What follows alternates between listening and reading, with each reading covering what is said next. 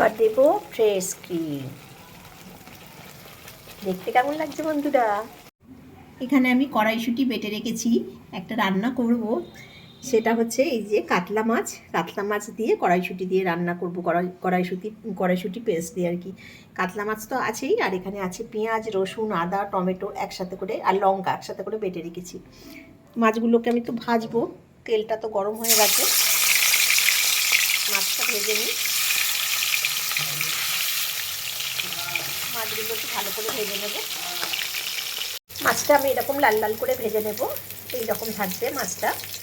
মাছগুলো আমার সব ভাজা হয়ে গেছে, এইভাবে ভেজে তুলে রেখেছি। তেলটাও গরম হয়ে গেছে। আমি তেজপাতা আর গোটা গরম মশলা আমি এটা ফোড়নে দিলাম।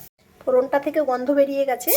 আমি পেঁয়াজ, রসুন, আদা, কাঁচা লঙ্কা এই বাটাটা আমি দিয়ে ভালো করে কষিয়ে নেব। এতে হলুদ দেব না আমি। কষানোটা হচ্ছে, আমি নুনটা দিয়ে দিলাম, অল্প একটু চিনি দিয়ে দিলাম। যেহেতু টক দই পড়বে, এতে টমেটো দেওয়া আছে, একটু চিনি না দিলে হবে না। ভালো করে আর একটু কষিয়ে নেব। কষানোটা আমার প্রায় হয়েই এসছে। আমি এবার টক দইটা দেব। টক দইটা আমি ফেটিয়ে রেখেছিলাম। টক দইটা এই কষানোর সাথে আরেকটু কষিয়ে নেব। টক দইটা দিয়ে বেশ খানিকটা কষিয়ে নিলাম। এবার আমি দেব কড়াইশুঁটির পেস্ট। এটা আমি পেস্ট করে রেখেছিলাম, এটাও দিয়ে বেশ কিছুক্ষণ কষিয়ে নেব আর কি। এটাও বেশ খানিকক্ষণ কষাবো আমি বন্ধুরা। কি সুন্দর সবুজ রঙটা হয়ে গেছে, দেখতে খুব ভালো লাগছে, কিন্তু রান্নার পরে পুরো সবুজটা থাকবে না, একটু কালচে কালচে হয়ে যাবে। বেশ খানিকক্ষণ ধরে আমি, যেহেতু কাঁচা এটা মটরশুঁটিটা, ভালো করে কষিয়ে নেব। কড়াইশুঁটিটা আমার কষানো হয়ে গেছে, দেখতেই পাচ্ছ তেল বেরিয়ে আসছে, আর কড়াইশুঁটি থেকে কোনো কাঁচা গন্ধও আর আসছে না। তার মানে আমার কষানোটা হয়ে গেছে। এবার আমি একটু জল দেব। ঝোলটা তো ফুটছে, আমি এবার ভেজে রাখা মাছগুলো সব ঝোলের মধ্যে দিয়ে দেব।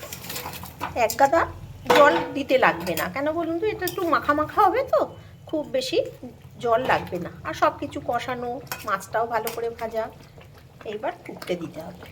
টকবক করে ফুটছে, বেশ খানিকক্ষণ ফুটুক, তারপরে এটা ঘন হয়ে গেলে আমি নামিয়ে ফেলব।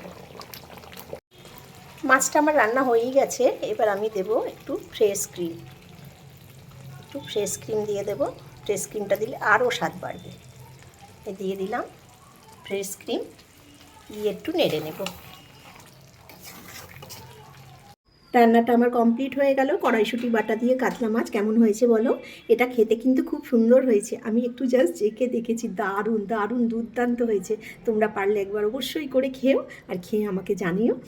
আর দেখতেই পাচ্ছি এরকম মাখা মাখা সুন্দর হয়েছে, রঙটাও সবুজ আছে, খুব সুন্দর হয়েছে। বন্ধুরা পারলে একবার করে খেয়ে অবশ্যই আমাকে জানিও। আজ তাহলে আসি, টাটা।